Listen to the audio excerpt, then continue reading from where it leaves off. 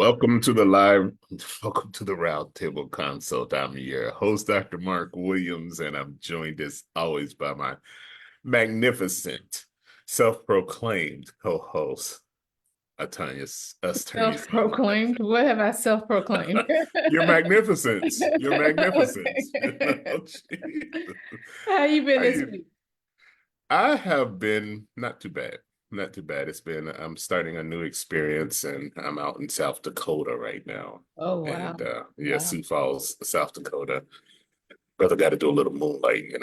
So, hey, you remember that show called Moonlighting with Bruce Willis and Before my Sybil time. Shepherd?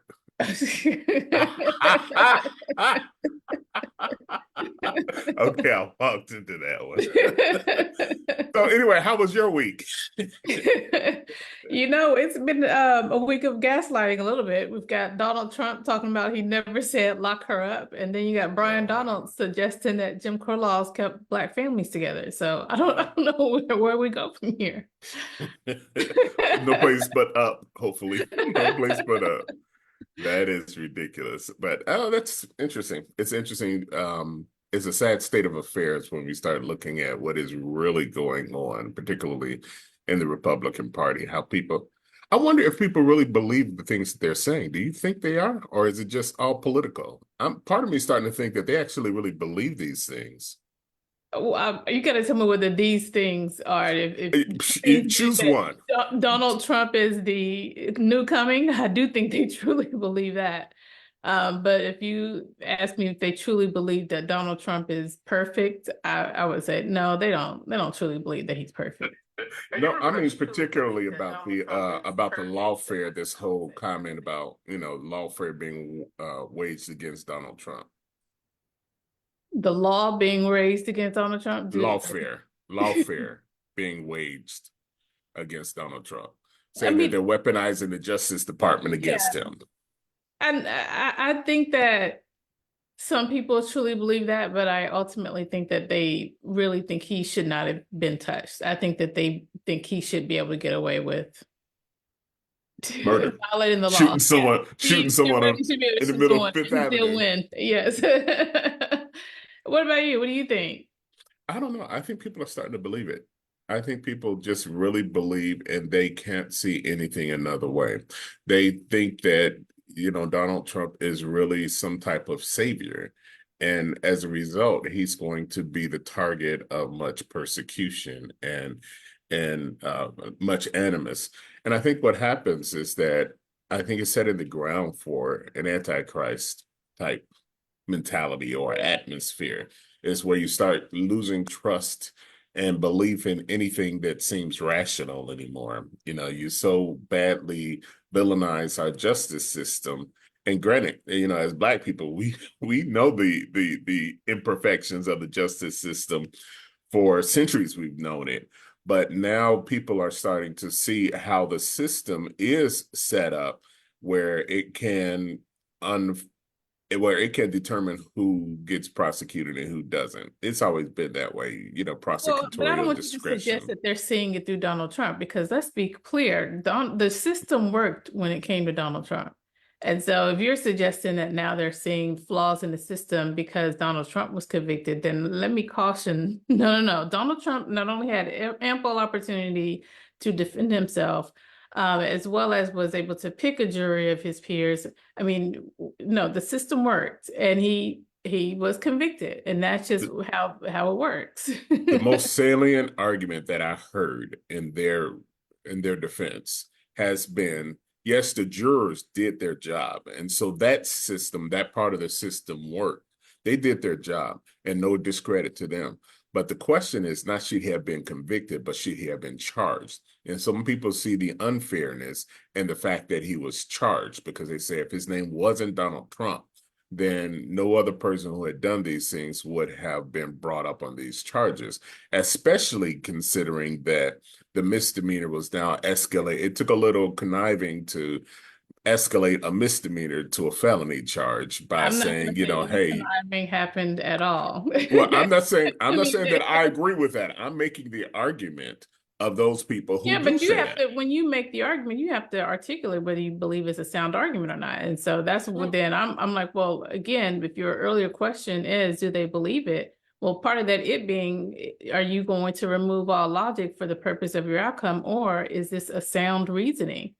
but that doesn't have to, honestly, you don't have to remove logic in order to accept that part of it, because all you have to do is look at history. Historically, has any other person had this in New York City, had their, or in New York, had their charges escalated from the misdemeanor, similar charges escalated from misdemeanor after the statute of limitations has expired and escalated to a felony, because they could now apply any one of three different potential felonious crimes, that the jury doesn't necessarily have to agree that he committed a felony. They just have to think that it looked like he was really to commit a felony. And then you don't even have to all agree on which felony that was in order to escalate his misdemeanor to a felony. That I mean, have that we is had anyone confusing. like Donald Trump though? That's what I'm saying. Like, I don't know if there's ever been this opportunity where a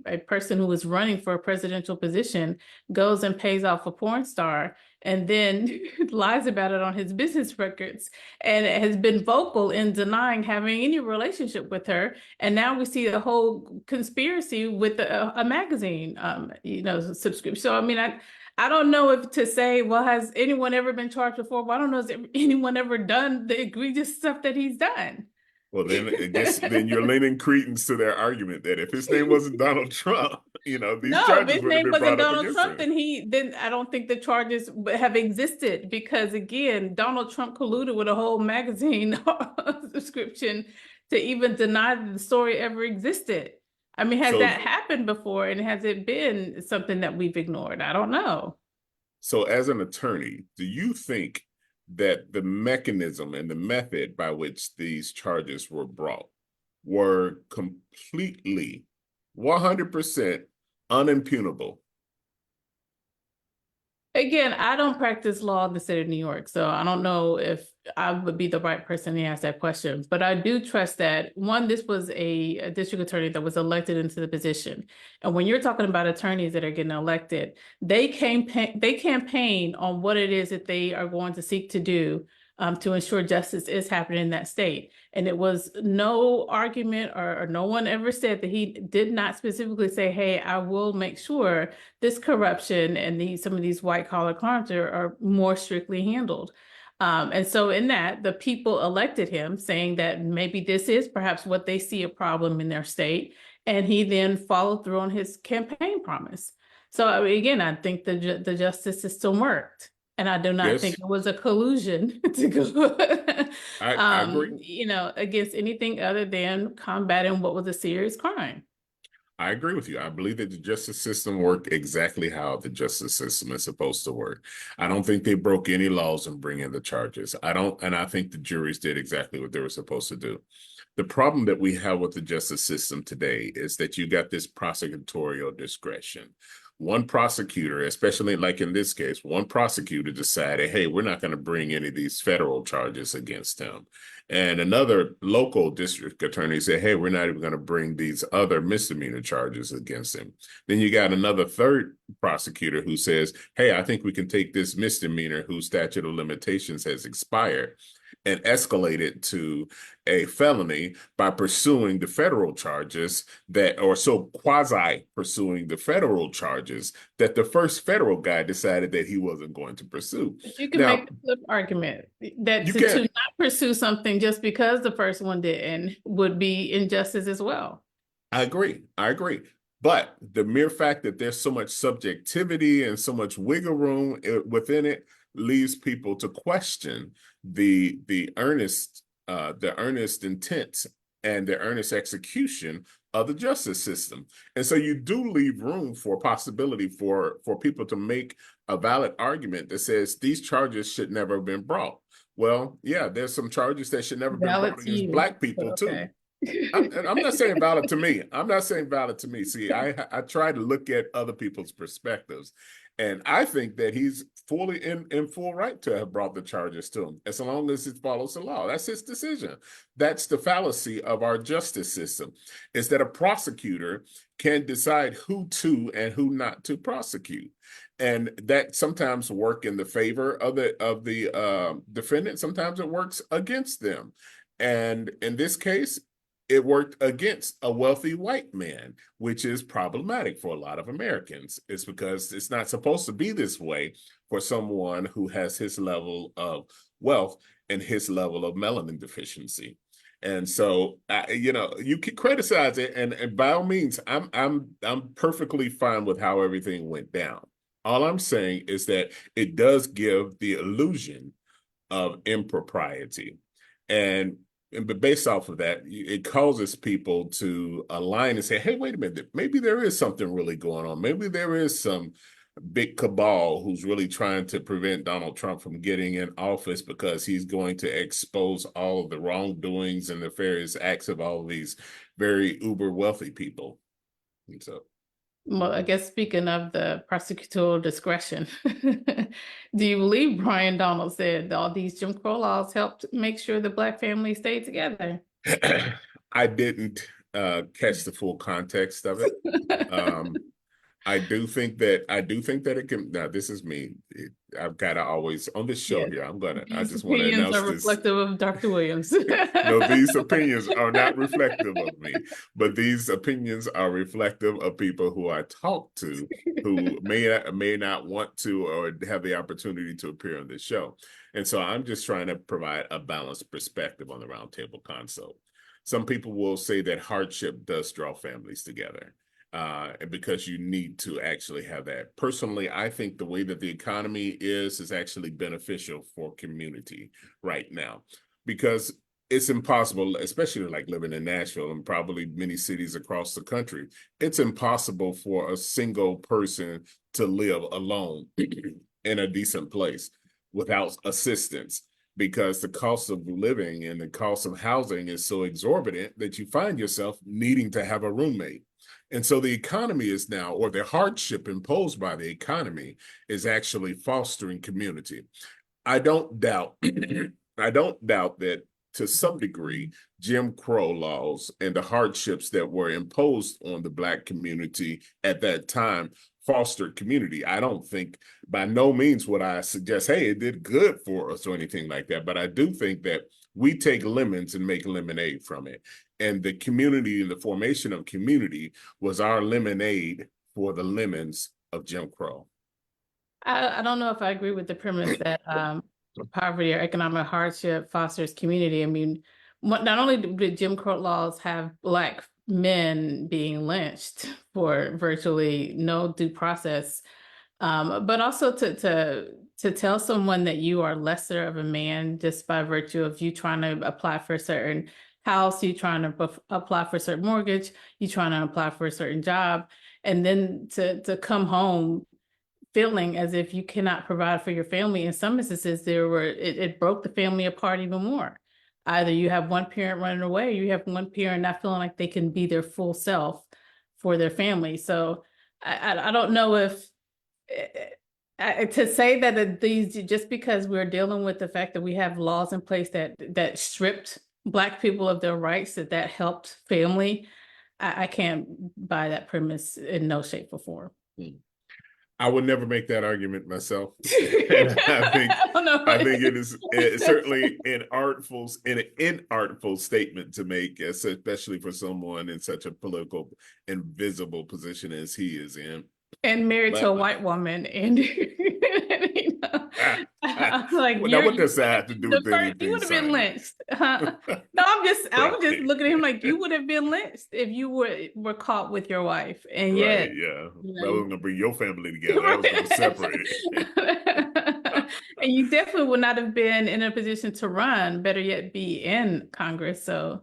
Yeah, you know. I do think that hardships, a lot of times, my own personal belief is that hardships inspire people. A lot of times it can inspire and can also break some people. Yeah, and I do think It can break some people, and I think it just depends on how you handle hardships. And there's a lot of people who will take that hardship and turn it into something productive. Well, And speaking of productive, let's talk about our guest. yes, exactly. Well, that's what I was getting to right now. Okay. So, and our guest is one of those such people who's taken hardships and allowed them to produce something good for you. Um, have you ever had a moment when you felt there was something else you should be doing with your life? Maybe you've had dreams and talked about them so much that even your friends were tired of hearing you talk about all the things you were going to do, but never had a plan to do it, to put in motion, to act on it. Well, this is the story of today's guest, Zemill. He's a native of Dallas, Texas. He has been writing since the age of 6 years old, and for decades, his writing was inspired by an absent father who unfortunately never got to see the fulfillment of the man and of the artist called Zemill. Raised by a single mother who worked sometimes 2 to 3 jobs to make sure that her 3 sons never knew a hungry day, he learned the meaning of hard work, respect, education, and perseverance. Most importantly, through her, he learned the power of unconditional love. He was a scholar and an athlete. He attended Southern Methodist University and on a full athletic scholarship. But after some successes, he learned a valuable lesson from having worked so hard to achieve so much, only to be left sitting on the sidelines as a once vivid dream faded into the hollow halls of darkness. But encouraging words from his mother continued to ring true in his head. And after several years hiatus from college, he returned, obtained his degree in economics from SMU in the fall of 1997. Earlier in his professional career, he helped teach, train, and promote hundreds of people to life-changing careers. What seemed to be a steady course of successes was suddenly upended when he lost everything during a horrible stock crash. He was diagnosed with and survived colon cancer, lost his baby brother to an unbelievably violent crime. But he's still here and thriving, hearing those words from his mother. Now, after 4 decades in corporate America, he recognizes that it's time to relentlessly pursue his true passions, poetry and music. PoJazz is not only his passion, it's his mantra. PoJazz is a blending of smooth jazz, smooth R&B, neo soul, all my stuff right there. I love all of those. And spoken word with a splash of blues riffs to create his own exciting brand of entertainment, which he calls Zemill's PoJazz Experience. Well, you are welcome to the Roundtable Consult, Zemill. Good morning, sir. How are we doing today? Fantastic. We're delighted to have you on this show today. And first thing I have to ask is Zemill a real name for you? Is that a stage name or a performance name? Or why don't you tell us a little bit about that and how that came to be? Good question and good morning. Zemill means joyous melodies in Hebrew, and it was bestowed upon me by my father, who I had not, grew up not seeing for most of my life. And after 20 years of not seeing my father, he said to me, we were going to lunch one day. He said, I had never given you anything, and I wished I could have, but had I had the opportunity, I would have named you Zemill. And I said, well, I'm not a nation follower. So can you tell me why? And then he said, because your writing, I followed you on different things, through your life, even though I was in the shadows. And your writing and your melodies were all beautiful, and it moves people in a special kind of way. And Zemill means joyous melodies in Hebrew. And he said to me at a barbecue place over in South Dallas, he said to me, I believe that Zemill fits you, who you are and what it is that you do. And I took that moniker about 20 years ago, and I've been writing and performing under that name, under the pseudonym of Zemill ever since. The given name by my mother is Ephraim, Efrem, which means, doubly fruitful. So if you put the whole name together, it's doubly fruitful, joy and joyous melodies, wild and rare. Fantastic. So I'm sure you may have heard some of the conversation that we were having before Yeah. about hardships and whether or not hardship can either break you or it can make you. And one of the ways that people respond to hardship is through creative works. And have you found that to be true in your own endeavors as well, or? Oh, yeah, absolutely. Most poets, writers, creative people, we write in the moment, we write in the emotions, because I've always felt that poetry is the language of expression. And to me, it's always been that way. And so those things that you're feeling in that particular moment, you do your best work in that time, or in that structure, in that wave, in that parenthesis of time that you have, that puts you in that space. And in that space, that's the inspiration that gives your pen the motivation to put into words, into vision, your thoughts. And so, yes, the answer to your question is yes. So all of the hardships and all of those things, we put them in words because it's also a therapeutic. It's a way to release it. And then until you release it, it's like staying there and it's stirring up in a pot. So yeah, it all comes from what's going on around us, what we've experienced, and what's in our heart to share and to put pen to paper to. My only question is, what do you do when you can't find a creative release and you've got all of these other hardships and frustrations? Fortunately, you're one of those who do have a creative outlet. But I guess other people probably will find other endeavors that can be productive. Some people will take those same hardships and turn them into a cause, and they pursue that cause as well. And so I'm trying to, Sonia, maybe you have some ideas of how you do this. You're not very creative. Hey, Zemill, that's a shot across the bow. I don't know about this. I don't know if I would go out like that. Don't take that. I heard some of that conversation. I heard you disagreeing with him earlier now. So don't take that shot across the bow like that. Well, I was just going to ask now, is all poetry good poetry? or some lyrics that you would say are probably not as poetic as others? Yes and yes. Question. I would think that all poetry, whether it's prose, whether it's rhythm and rhyme, however it is that you phrase it, poetry again is from the artist, and it's through the eyes of the poet. And so what you may consider poetry or something that's relevant to what's happening now in the streets, one person may consider that poetry, one person may consider it just words, but it's really how it's phrased. It's really the phrasing, it's the structure, it's the meter, it's how those words are actually expressed, because not all poetry is rhyme. So you're used to hearing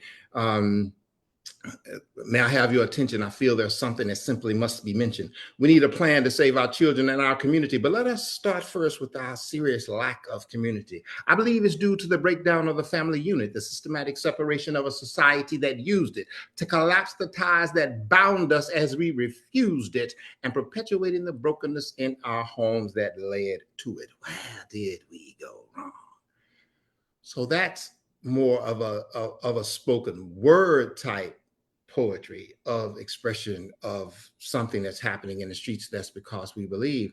Whereas the beauty of what I see in life is the rising of the sun, and the love that I feel in my heart for you is beyond comprehension. Let me take you to a place that will allow you to erase all the things that you feel that bring sadness to your heart.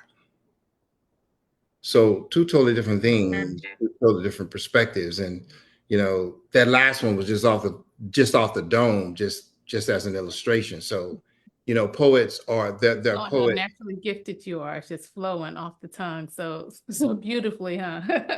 Well, that's a gift, and I thank God for that.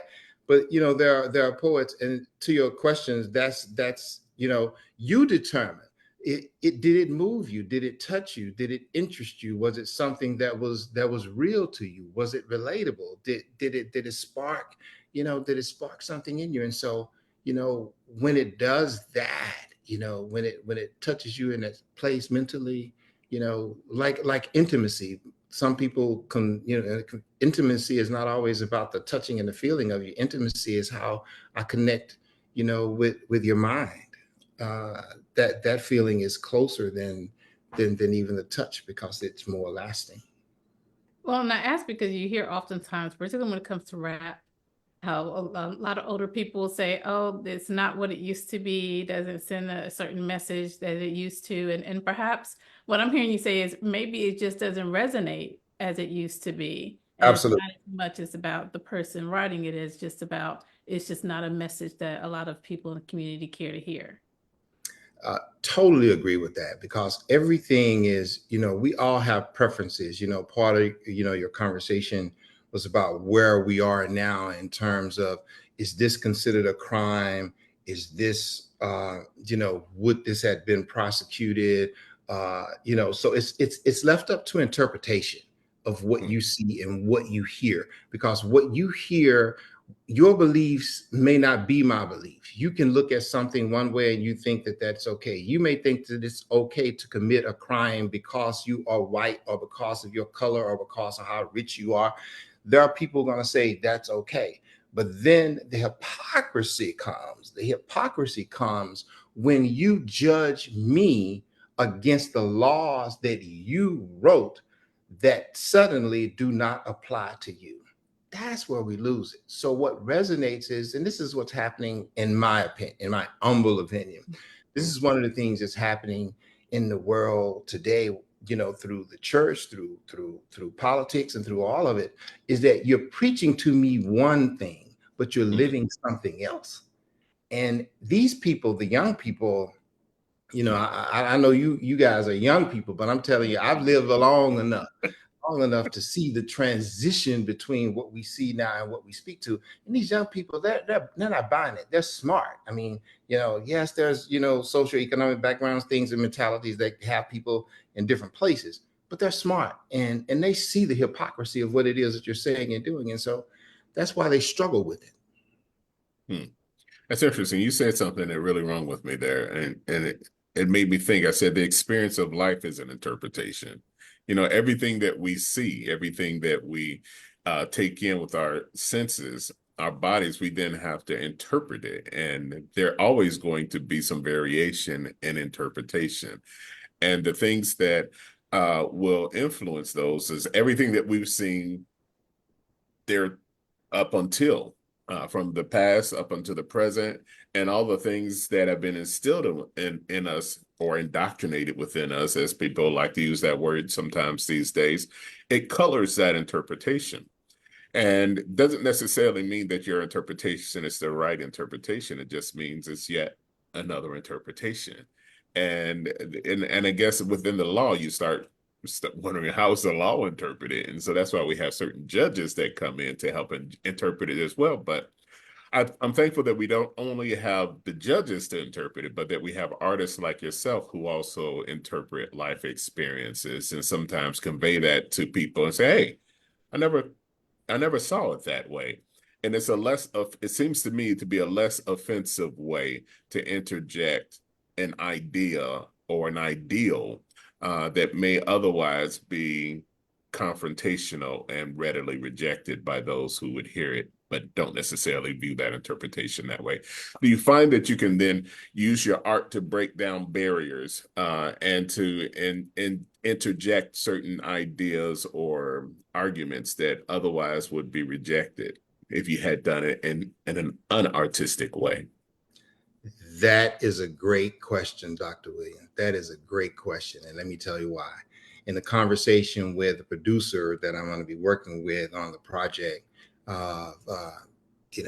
talking about the voting and getting out and understanding the root cause of it.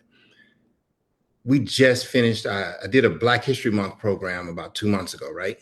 And one of the things an elder gentleman said to me, he came up to me, and brothers, and let's just be real, we don't always compliment brothers. And the old guys, they like straightforward. Like, he walked up to me, put his hand on my shoulder, and he said, young man, he said, you did something very difficult. You educated us while you entertained us. And he said, that's a hard thing to do. And so, in direct answer to your question, what I tried to do is take a difficult conversation and make it plain and make it relatable as to how it affects you. And sometimes, we're so blinded by our beliefs. Like, if we can be really, really real, in the South, basically they believe that people of color, we were animals. That is your belief. Right now we have elections coming up because we say, well, I'm a Republican or I'm a Democrat. But I posed a question again to the producer and to the people that I spoke to in February. There's an infrastructure bill was signed, right? How many people Mhm. know that you go to congress.gov and you can see how the senators voted? So in me teaching this, and we're talking about voting, we're talking about why we do it, right? How it doesn't affect us. Okay. Well, yes, it does, because we have a senator who went online and is online on record saying it's going to bring billions of jobs. It's going to bring economy. It's going to do all these wonderful things.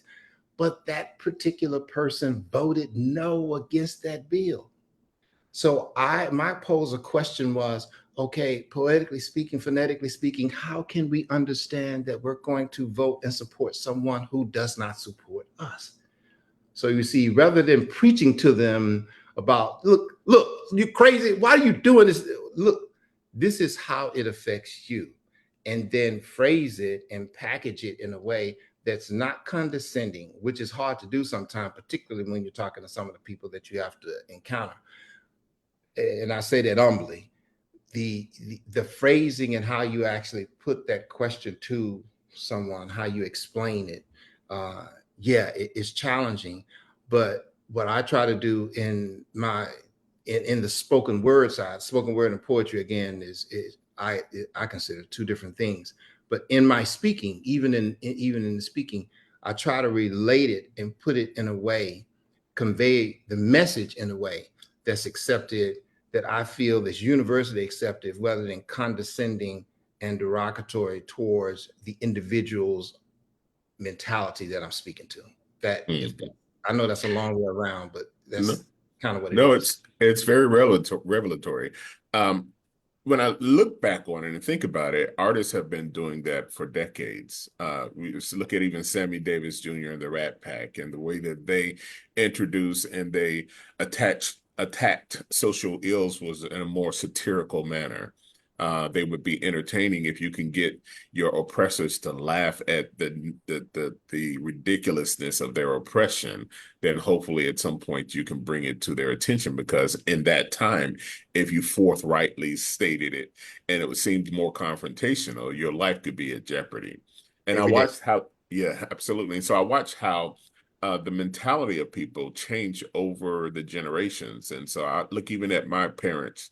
My parents never really mentioned anything about race because they knew one thing, that they probably wasn't going to be able to change the racism no time soon, at least. And two, if they spoke too vociferously, it could jeopardize their life. Now, my age, my generation, we come up and we start saying, okay, well, we recognize these things exist. But if my parents who never really sought to get the things that the majority people, that white people had, because they knew that that could endanger their lives, I now seek to get that. But I realize that in my generation, we have to work twice as hard to get half the recognition or half the accomplishment. Now I look at my young children who will say things like, why should I have to work harder to get what he has? And we see the evolution over generations of the mentality changing. And so I'm wondering if the evolution of the artistic presentation changes with it.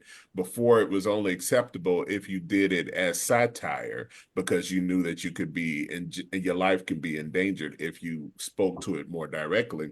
But over time and through generations, you're able to now speak more directly and more affirmatively to the issue, but still put it in a smooth jazz background so that it doesn't seem like it cuts his art. And Dude, try to answer without him pretty much disrespecting the James Baldwins and the people that were still very blunt in their words during yeah, those No, times. no disrespect to them, but you yeah. know, I think that, James Baldwin and, Paul S. Dunbar and Langston Hughes and those people who spoke the real truth. I think that the current, okay, we can be straight with each other, right? We talking, Absolutely.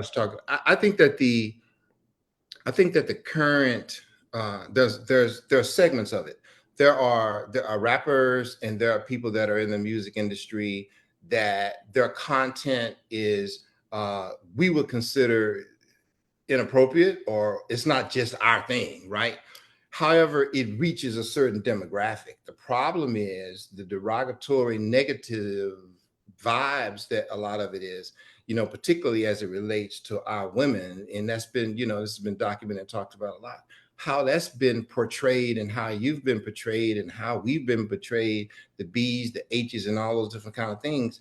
I think that that may be what you enjoy and what you listen to, but how is that who you are, and do you answer to that, and do how do you feel about yourself? Because that says as much about, if you're okay with all of that, then that says more about where your mindset is. Now that's not me judging you. That's just, I don't prefer to listen to that if that's that type of thing. And so what Zemill's PoJazz Experience does, what I do is I understand the demographic. You have to understand your audience. If my audience is, I have audiences that, are degreed as yourself, doctor, and Sonia, who have, who know 3 and 4 syllable words, right? And then you have to be able to, but it doesn't matter the platform. When you're speaking to the people, can they hear what you're saying, and can they understand what you're saying, and do they take that with you?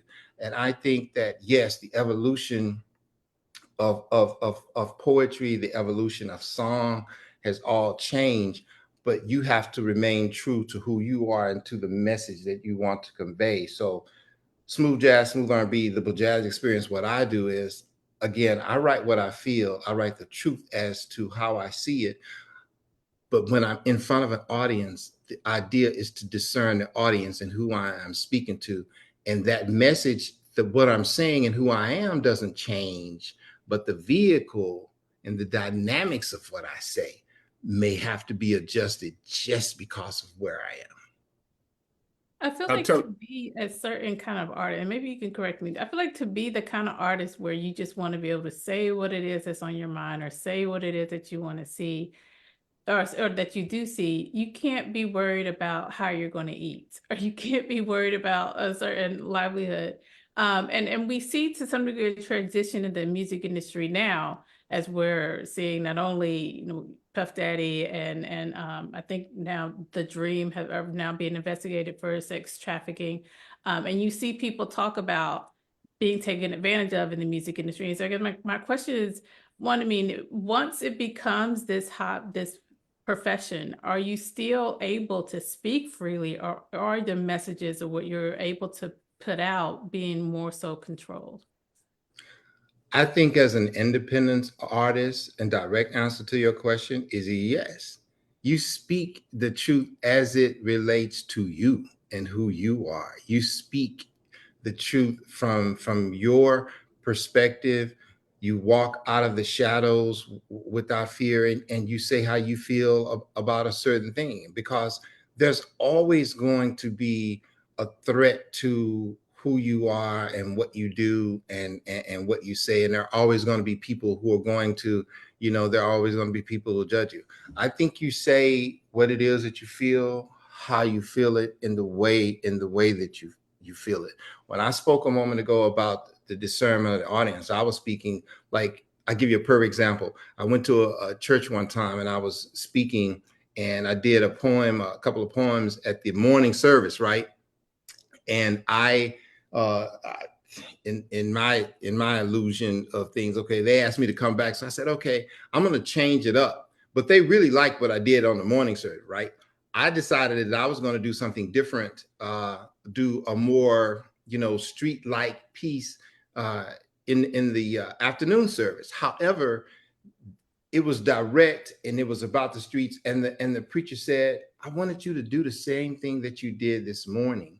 We really don't talk about, the streets are black man this, black man that, because we want to make sure that everybody comes in here and everybody feels welcome. And I was speaking to what I spoke about earlier, how we talk to women and how we treat and talk to each other. I felt like we should uplift that. That's not what they do there. And so that's what I'm talking about in understanding the audience. So when I go and I talk to a particular organization or something, I ask them, okay, where do you want me to go with my conversation? How do you want it? But what I say and what I write is what I believe and it's how I feel. So I think, to your question, I think you speak, I think you, I think you speak your truth, and some people will listen and some people will get it, and some people will not. But you have to do that without fear, because if not, you're contained and you're locked up, and it's it's that uncomfortable thing of not being able to express yourself the way you want to express yourself. I think you probably, what I'm hearing you say is that you really either have to choose what you're going to be true to. You're going to be true to celebrity.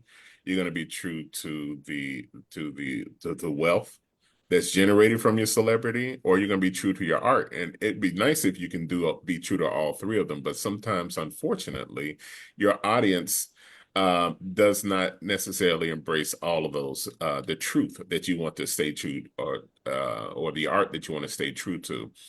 Guest said you make that brown liquor music. And so, but when he said that, the thing that I thought was that, but not everybody likes brown liquor.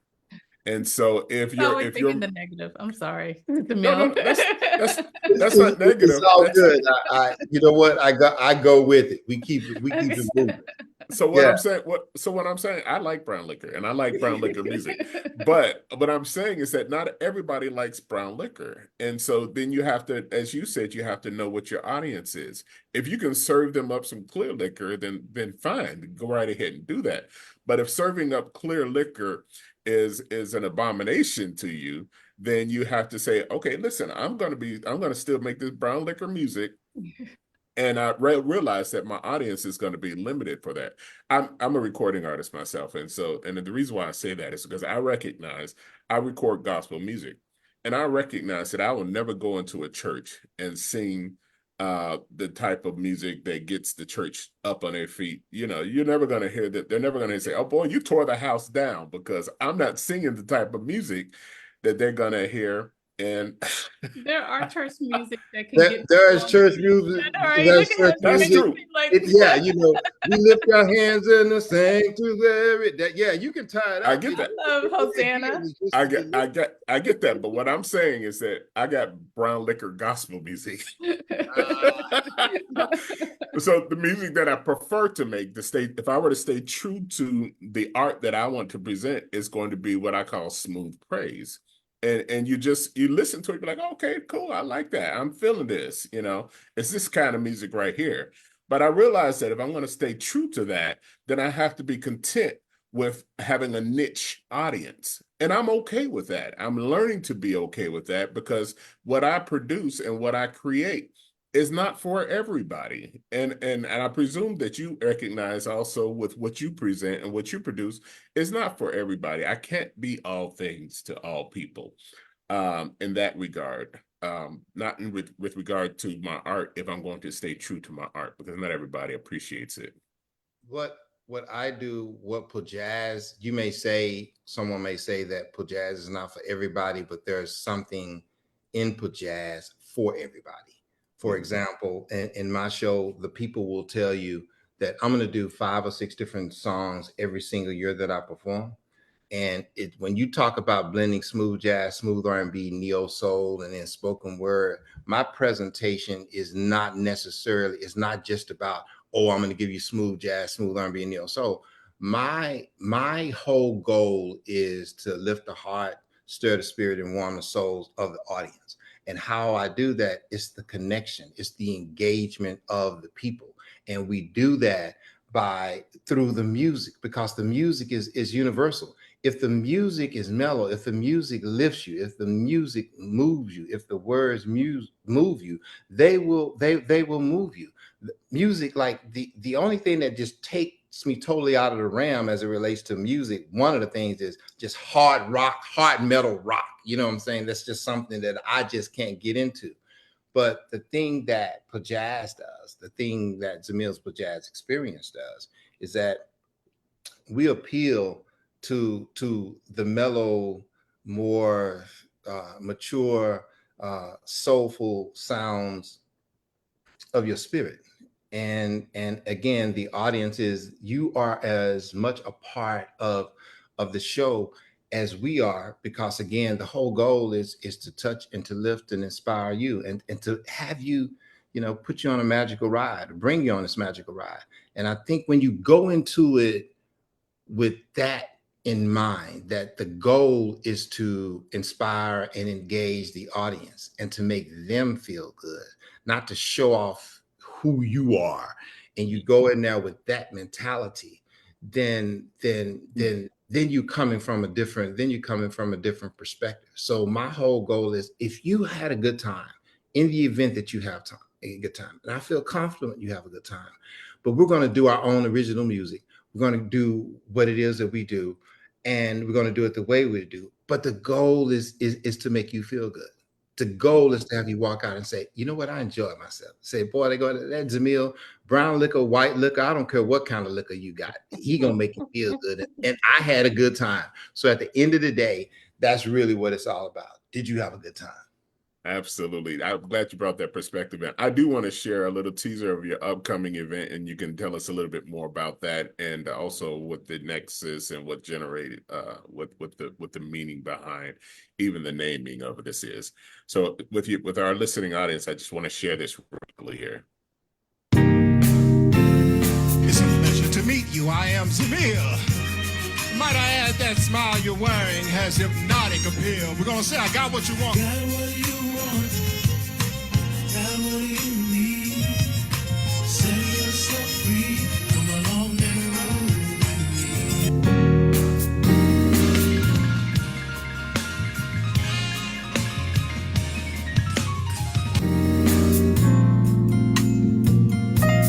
Whatever you want and whatever you yearn, when we rise up together, there's pleasure to burn.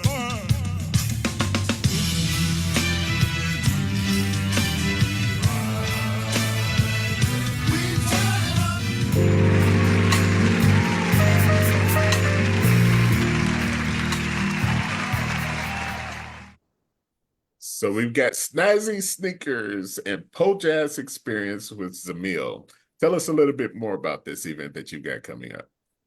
Zemill, Snazzy Sneakers and PoJazz Movie Night. It's the premiere of my first live concert film. And before we go any further, that clip you just saw, you just played, that is like a microcosm of what Zemill's PoJazz Experience is, where you have the smooth side, you have We Turn It Up, you have Mellow Waters, the Lenny Nash, you have Mr. Joel McCrae killing it on the keys, just a phenomenal, entertainer, musician. Joel it just has done amazing work, and all of the people who are part of it. That's what it is. That's the feel of it. So Zemill, Snazzy Sneakers and PoJazz Movie Night. We're taking the live concert, the clips that you showed, that live concert that we did at the Black Academy of Arts and Letters. We filmed it and we put that thing together, and it's really an incredible show that shows and displays all the different assets, the facets of Zemill's PoJazz Experience. And it's going to be at the Evo Theater Complex, at the EVX Theater inside the Evo Complex on June 22nd in South Lake. And so it's really very interesting because South Lake is predominantly affluent, and so when I talk to people about being in South Lake and going there, and they say, "Why you in South Lake? You're going to be at the Evo Theater?" Yeah, we're going to be there, and we're coming strong, and it's going to be red carpet. We're going to showcase. I know, ladies always got those tennis shoes. They can't wait to show somebody and shine, and sparkle. So they're going to be out there. So we want them to come out on the red carpet, show those nice tennis shoes, those snazzy tennis shoes. And, the whole idea, the premise behind it was, this is my first film release, right?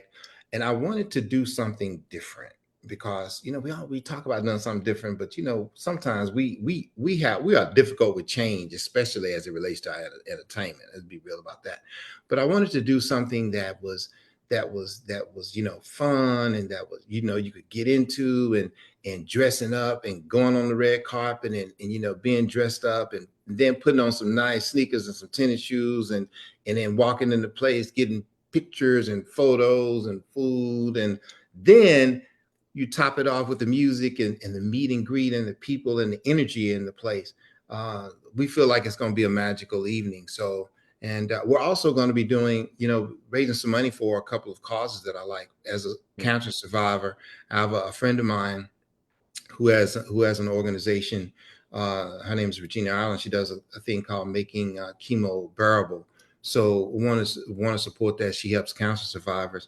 And a friend of mine named Dennis Devon, who has an organization called Athletes for Change, where they take and help rehabilitate and counsel young Black men who from 13 to 17 who are on like their last strike. If they don't pass his course or they don't get through his training, the next step is that they're shackled and taken to jail. So that's just an amazing thing. And those young men are in dire need of our support, because mental health is something that we talk a lot about, but we have to do more about. And so I'm connected to those people and those kind of organizations, because everything we do, we must do it with a purpose, and I believe that. And with the music has to be purposeful, the giving has to be purposeful, and that we do it in the spirit of doing it unselfishly for the right reasons. Nice, wonderful. So this event is a charged event, a ticketed event. People can purchase tickets for it. Yes, Zemill Snazzy Sneakers and PoJazz movie night on Eventbrite. You can go to Zemill.com. The flyer is on Zemill.com. Zemill's PoJazz Experience on Facebook, and Zemill's PoJazz on Instagram. So Zemill's PoJazz Experience will get you there. Zemill's PoJazz Experience on Facebook, Zemill's PoJazz on Instagram, and on Eventbrite is Zemill's Snazzy Sneakers and PoJazz night. And just FYI, all the VIP premium tickets are sold out, and so now we have standard seating, and I'm thankful, and it's a blessing that we've got that done. And so now it's get your seats, don't be late, and don't wait, because it's going to be hot. We're going to have a great time. Good. There's a link in our feed, by the way, for being able to go and purchase these tickets as well. So question, you're donating, the proceeds are going towards some of these charitable organizations. I guess if one was interested in purchasing group tickets, a larger group, for example, would there be a tax deduction on that, or would that be considered a tax deductible thing, or it's not necessarily? If they donate directly to one of those organizations, well, if they donate to the 501(c), if they're making donations to Making Chemo Bearable, or they make donations to Athletes for Change, those are the 501(c)(3)s. Those are the charitable contributions to those organizations. What I do is, because I am, when I look at the net proceeds of this, these are some of the people that I wanted to help or to reach out to, because I know who they are and I know what they do. And so I want to help support those guys. We don't, it's an amazing thing to see people helping people. And like I said, one of the things that I want to do, one of the things I always do, is I always have an event. Whatever I do is with a purpose. And I always, at each one of my shows, I recognize the people who are survivors of cancer. I have them stand up and I speak to them, and it won't be in the cut, won't be in this, you won't be able to see it there, but I am going to, we have to take that space out because of the length of the show. Mm-hmm. But I am going to display that whole thing of where I had the people that, the survivors that stand up. And when you see that in a room, every time we do that in the show, it's an amazing thing. And you look around and see how many lives that cancer has touched, because that thing is a monster. So I want to reach out and, like I said, there are a couple of more organizations that I would like to give. I like to give something to. I like to donate something to. We don't know how much it is, and it's still not so much about the amount, but I want to make sure that they get recognized, because people can go directly to them, and they are legitimate, people who are doing some incredible things. Yeah, well, I like how you allowed, even if I understood your bio correctly, you yourself are a cancer survivor.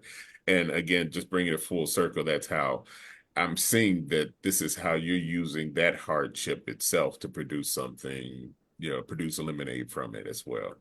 One thing we had not discussed, and I think we can probably infer based off of the conversation, what is PoJazz?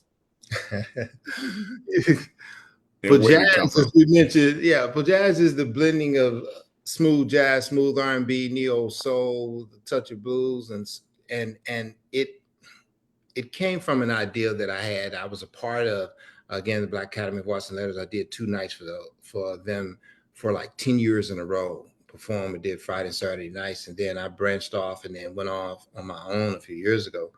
And I thought, I've always, music has always been in me since I was 6. You saw that in the bio and the writing, and it's been in my family. And I thought, how cool would it be to have a fusion of all of these elements and bring them together? And that Poets and Jazz series, it did it in name and in title, but I want to encapsulate the whole idea of the poetry, the smooth jazz, the neo soul, and the spoken word, and then package it together to say, it's really who I am, because I'm all of those things. I like the music. I like the smooth jazz. I like the smooth R&B. And then as a spoken word artist, it just really, it resonated in me, that name. And I came up with it one day, and some people say PoJazz and they say PoJazz. We really came up with, it's really PoJazz is what we came up with. But the PoJazz, people relate to the Po more, so they say Po. So, it's just like they go with it. People say Zemill, they say Zemill, and it's Zemill, and you know how you just go with it. They say your name, absolutely. Janya. Just this. So you just. Yeah, actually, when I first see them as that, right? Whatever resonates to them, right? Yeah, whatever. Yeah. If Zemill is what you got, Zemill. If PoJazz is, even my son, I teased him. He came out. He was the MC. He said, "And welcome to the PoJazz Experience." He just made it 2 words. But we good though, because I know the spirit that he did it in, or that he does it in. And for those people who say PoJazz, just saying the word and just them understanding, hey, I'm going to see the PoJazz Experience. I'm going to see Zemill. Yeah, was brown liquor, white liquor, good liquor. I don't drink myself, but we gonna have liquor. Yeah. So we're about to finish up. We're so grateful that you joined us on the show here, but I do want to find out, those people who can't go to South Lake in Texas, correct? Mm-hmm. Is that Texas? Okay. Yeah. Those people who can't attend in person, if this is the premiere of the movie, I presume at some point it will eventually air publicly or stream someplace where people across the country can consume PoJazz. Absolutely. There you go. See, you about the doctor. Yeah, I already know we need to sign you up and follow you up on some things. Yes, sir. But you'll be able to, you have some plan to stream this movie and or make it broadly available. And I guess you'll let us know when we can experience that. Yes. We'll connect. We connect on Facebook, collect on social media, and connect through Desiree, who connected us today, who we give her a shout out because she's been really, really great. And Desiree has all of the information. But for people who want to follow me, Zemill's PoJazz Experience on Facebook, Zemill's PoJazz on Instagram, Zemill's PoJazz on TikTok, and they can follow me there and they will know all things Zemill. Zemill.com is my website. And for all things Zemill, Zemill.com. But Zemill's PoJazz Experience and Zemill's PoJazz.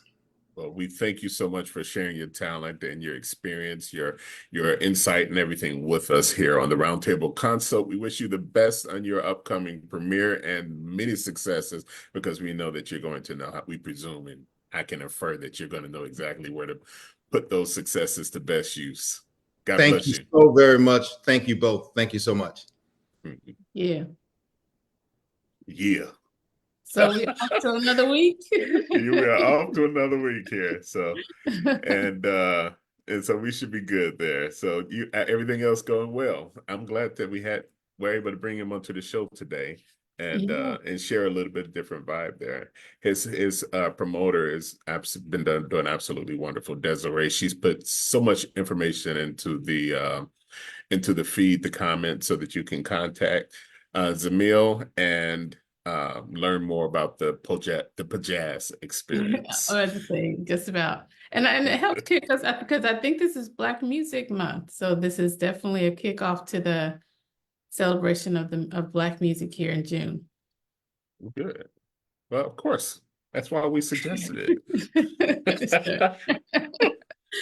Well, if you guys do check out Zemill, you definitely let us know in the comments, because we would love to let him see how much love from the roundtable, from all the people that are in Texas, being able to share all of our wise wisdom. So in the meantime, do catch us every Saturday, 11 a.m. Eastern Time, 10 a.m. Central Standard Time. Also, make sure you're checking us out on your favorite podcast platform, and make sure you subscribe on YouTube as well as right here on Facebook. So until next Saturday, have a blessed week.